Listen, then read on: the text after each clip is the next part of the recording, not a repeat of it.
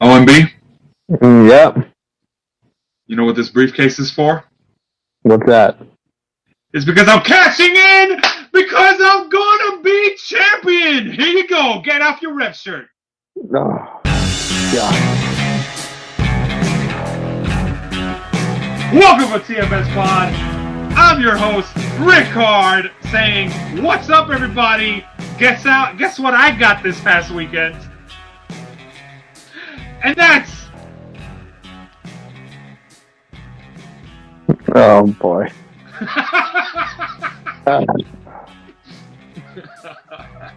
Come on. Just get on with it. That's the one-man band.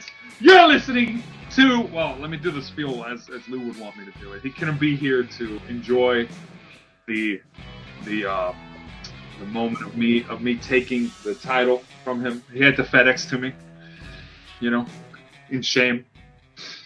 Yeah. We all know real champions use UPS, by the way. Yeah, for real. Because I'm on the ups. Oh, here we go. Let's do it. Because just like this show, just like me, this show is the champion of podcasts. Because from the highest mountain to the lowest valley and everywhere in between, we are the beasts of the East, the best in the West, and formerly known as your girlfriend's favorite podcast. Although maybe she's your ex now, who knows? You're listening to TFS Pod, and can I just say, Money in the Bank was so nice. Could have been better. Yeah, it could have been. It could have been. That ending didn't sit right with me. That ending didn't sit right with me, but I still did get the point, so that's fine. I could have had two, but I'm not gonna think like that. I'm not gonna think like that. That's the Lou in my headset talking.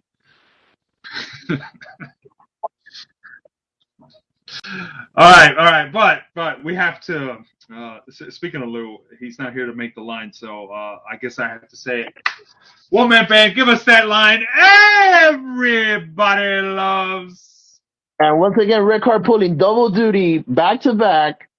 Get it to the scoreboard. All right, folks, we have a new first place on the leaderboard. First person to hit double digits. It is myself at 10 points. Oh, so good. Damn. It right before 4th of July, just the last pay-per-view before 4th of July. There we go. It is truly the American dream that we finally woke up from the American nightmare that was. Oh, my God. Because Lou, you are now in second place at 9 points. A very, very honorable 9 points. 9 points. Runner-up looks very good. There is no shame in runner-up, folks. There is no shame in runner-up. And behind him, tied for third place, we have the one-man band and J Few at 7 points. I'll take it. All we need is one more person to get 7 points while you guys stay at 7 points, and we got Casino. 3 sevens. Come on, Main Event Jeff. I believe in you. Because Main Event Jeff and Big Al are tied behind you guys at 4 points. Both of them in 4th place at the moment until the ties break. And then you've got at 2 points is the randomizer, and then everyone else is at 0. Including Bogey. That's the scoreboard. Back to you, RIC-HARD. Thank you, RIC-HARD. Somebody in management, give that man a raise. Working overtime like that. And folks, as the host for this show, for now, temporarily, like the person who in the Monopoly game is responsible for managing the bank, I am in the lead through no shady business. But I have to remind you guys, it is my obligation to remind you that next week we will be doing, in honor of the upcoming pay-per-view, Big 4 pay-per-view by WWE coming up, SummerSlam Trivia, where we will have the defending Trivia King, known as the one man who recently regained the title in what was essentially a 3-on-1 Ryback match from 2013. Yeah. Defending his crown against what I understand are very, very, very hungry competitors. So Yeah, best of that luck to is all true. contestants. It will be hosted by myself, much like I am hosting right now. So stay tuned for that, folks. We look forward to having you. It's going to be a banger of a time. Probably the biggest fest of the summer, Summerfest. Oh, okay, Jeremy Piven. But before that, let's talk about Money in the Bank 2022. And I guess there was no pre-show. We're going right into it. Woman Band, what did you think about Money in the Bank? Specifically, the women's Money in the Bank match and the result. Happy. Should have been done last year, in my opinion. Agreed. Thank you. Agreed. Should have been done last year. We're happy, by the way, because our pick won, but also because it was well deserved. Well deserved. She should. Liv Morgan absolutely should have been the winner last year. Why they went with Nikki ASH, I have no idea. If maybe Liv Morgan pissed someone off in creative last year that we don't know of. Maybe Vince McMahon offered to I'm not gonna go there. Let's not go with the scandal. Oh no! And she said no. Don't do it. No. He said, and he was about to be like, "You're fired." He was like, "But he's like, no, you're suspended." Like, no, I can't do that unless you agree to a non-disclosure agreement. All right. So, but props to Liv Morgan, who, by the way, took a lot of bumps in this match. Surprisingly, there was at least 2 points where they did spots where she went back first against the ladder. A lot of them did also. Somebody took a power bomb from there was a ladder laid along the. I don't know if you guys are familiar with the position. Well, one-man band. You're a band, so sometimes I imagine there's more than one person here. Yeah. Sorry. I forget that you're just one man. You're the one-man band.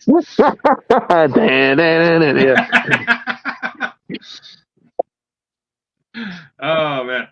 But the spot is, instead of wedging the ladder, like laying it flat. Yes. Middle rope and it's the bottom rope. It's the bottom rope and the middle rope along the corner. And they did a power bomb, and I'm not sure if it was in this match or the men's match, but I think it was in this match. They did a power bomb from the ladder to the person, and the person looked very close. I wish I could remember who it was. I think it was Becky Lynch.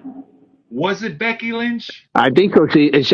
I think she missed, or she almost missed, and she landed kind of ugly. It landed very awkwardly. If this is the spot I'm thinking of, they took a power bomb, and it looked like the back of their head hit the edge of the ladder, and I was like, "Oh my god!" I think it was that one. Yeah. That's the spot. I think it was Raquel Rodriguez doing the power bomb. I might be mistaken on that, but it looked very. I was very worried. I was like, man, there were some points in this match that really had me going, like, geez, like I hope they're okay. And that includes Liv Morgan. There were spots where I think there was a spot where someone got their leg very like weirdly caught in the rungs of the ladder too. Not necessarily while the ladder was upright. It was more when it was on the ground. Yeah. Or stuff like that. But it was very, very weird. There was a point where Shotzi actually was in the ring, and it looked like I couldn't tell if it was dried blood or just makeup, like that was just getting wet from the sweat. Mm-hmm. But it looked very off, and I was like, man, did she get hurt?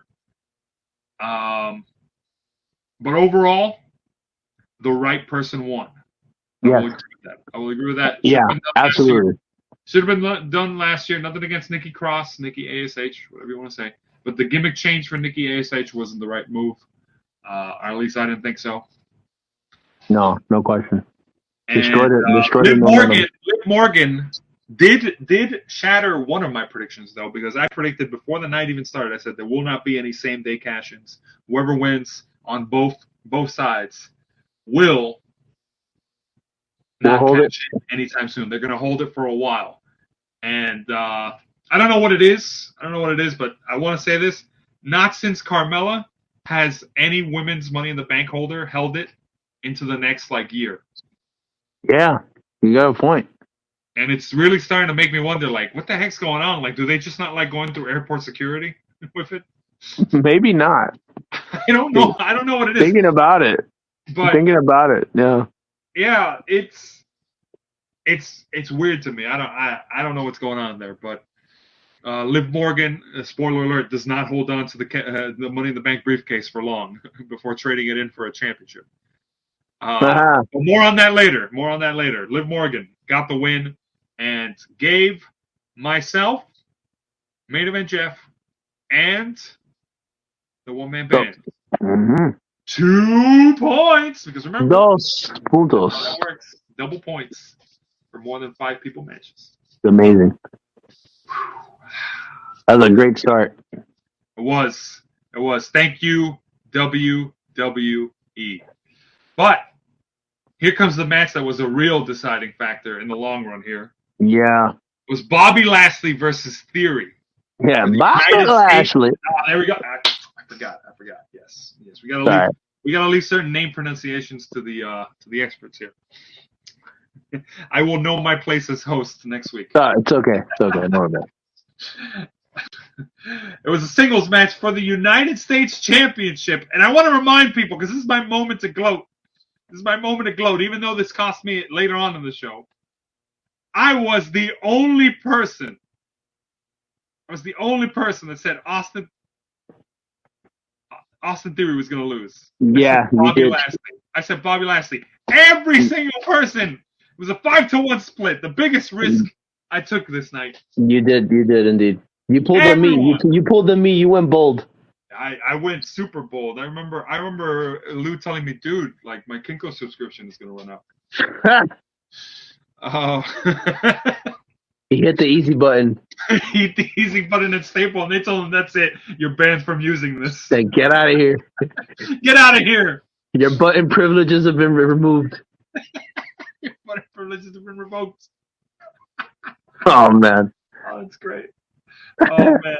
You're the reason we're almost out of business. Get out of here. You jerk. Oh, man. Bobby Lashley versus Theory. And I've said it. I was saying it in the chat. I was saying it over and over again. I said the only way that Austin Theory beats a specimen like Bobby Lashley is if they do something nonsensical, like a baby oil spot, because that's what they were doing with the whole pose down stuff. Oh, Bobby Lashley's doing the pose. He gets sprayed baby oil in his eyes. Then Austin Theory sprays him with baby oil. And we're doing that stuff, and I was like, this kind of, I could see those kind of shenanigans playing around, and we would probably look past it. But there was just a part of me that said, come on, can you really see Austin Theory beating Bobby Lashley cleanly? And I said, and there's a part of me that fundamentally said, no, and it paid off. It did pay off, man. You got it. Man. And I was wrong. I just looked at it. The randomizer also picked Bobby Lashley. But this is my story. Exactly. Get out of here, Wheel. You won it, man. Oh, man.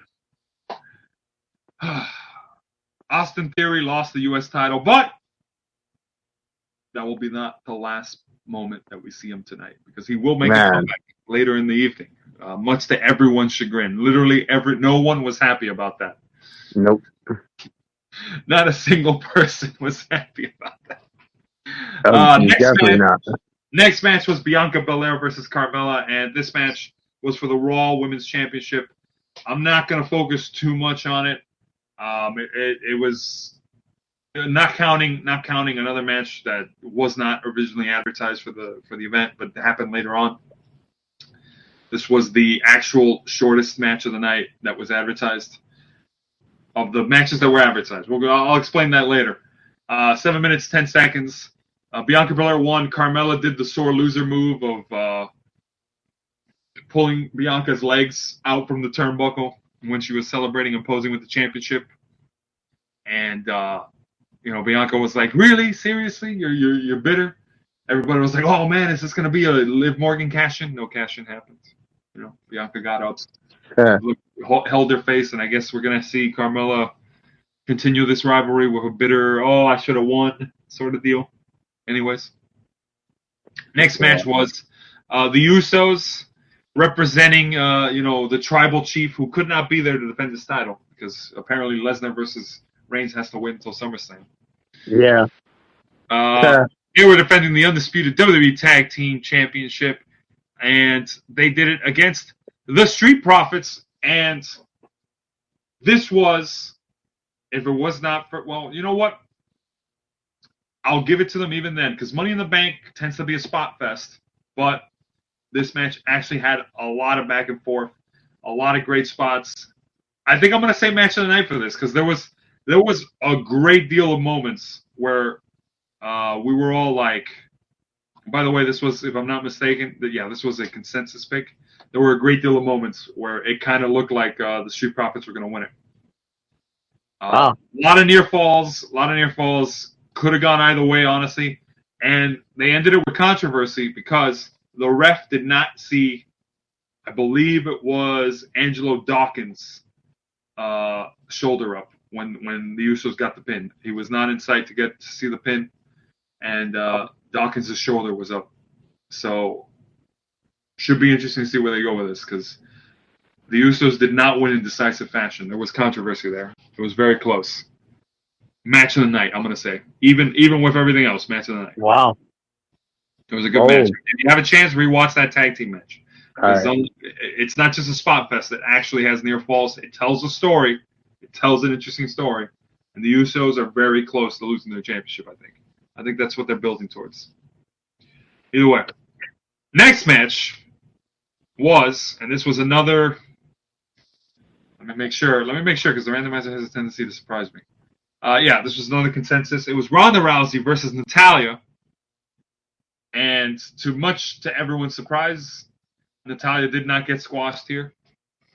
This match went 12 minutes, 30 seconds. And a lot of psychology was done here. Props to Natalya.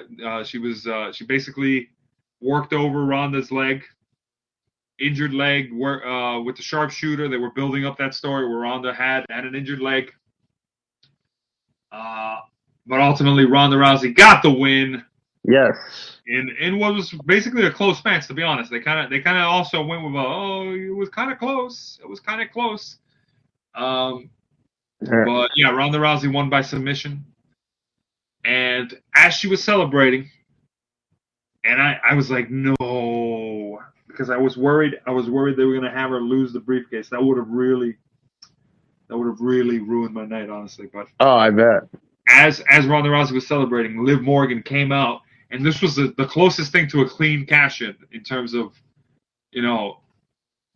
because even though she was cashing in on a wounded Ronda Rousey, Rousey was not like attacked before the match or after the match by Natalya. It was just she was celebrating, and then Liv Morgan came out and said, "I'm cashing in." Liv Morgan didn't attack her before it. She just said, "Yeah, I'm cashing in." Ronda Rousey was like, "Geez, this is happening. This is the second time I got cast in." And by the way, the same night. Fun fact: only 2 female wrestlers, or I believe. Damn, I think someone else might have done it. Either way, maybe on Charlotte Flair. Maybe it was, I think it was on Charlotte Flair, Nikki Ash. But either way, 2 out of the 3 times that the same night, Money in the Bank, the cash-in happened on a women's champion. Mm-hmm. They were done on Ronda Rousey. Alexa Bliss, when she cashed in, she won it the same night on Ronda Rousey. Liv Morgan won it the same night, cashed in on Ronda Rousey. And the match, as I said, this was the actual shortest match of the night. But cash-ins tend to be pretty short when they're done after a match that already happened. Liv Morgan cashed in on Ronda Rousey, and oh gosh, did they play with our heartstrings? I don't know if you saw the clip on this, because it's basically it could basically be a short video on YouTube if you really look. Yeah, no, I didn't. So Liv Morgan cashes in, goes to start pounding on Ronda Rousey. Ronda Rousey immediately rolls through, puts her in an ankle lock, and she holds it, and she's holding it like the seconds feel like an eternity. Liv Morgan is holding it. She's crawling to the rope. Ronda pulls her back to the middle of the ring. And I'm like, no! No! And then Liv kicks Ronda in the leg. And Ronda sells the wounded leg. And it's just like, oh my gosh. Here we go. This is going to be it. Liv Morgan rolls up Ronda Rousey. 1, 2, 3. New SmackDown Women's Champ, Liv Morgan. It has a good ring to it. 35 seconds. Liv Morgan winning and making the dream happen. Awesome, bro.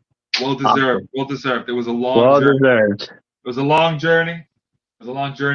There was a point there where I almost was like, no, don't take the briefcase from this poor young woman.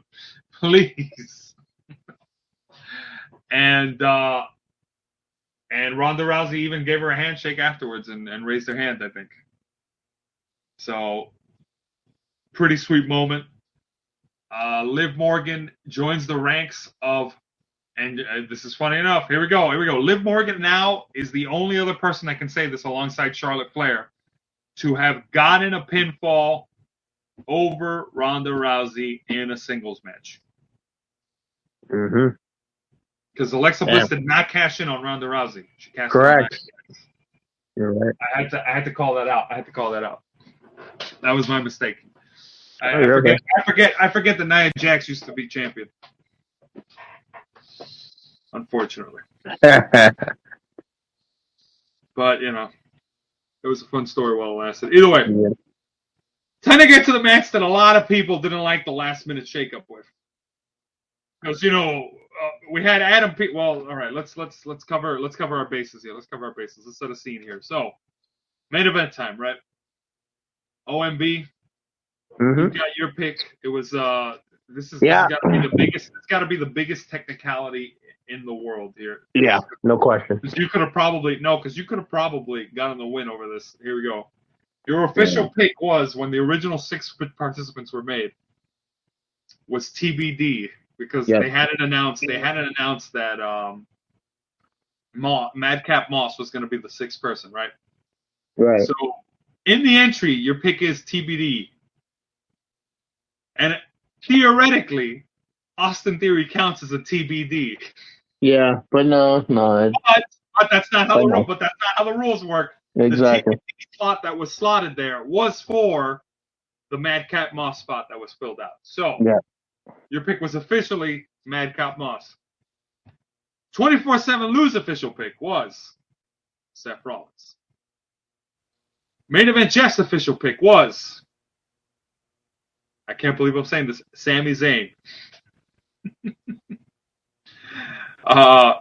And he was really hoping Ginger Castro would win it, because they would go with that story. And honestly, it would have been a fun storyline if they went with it, because that was pretty cool.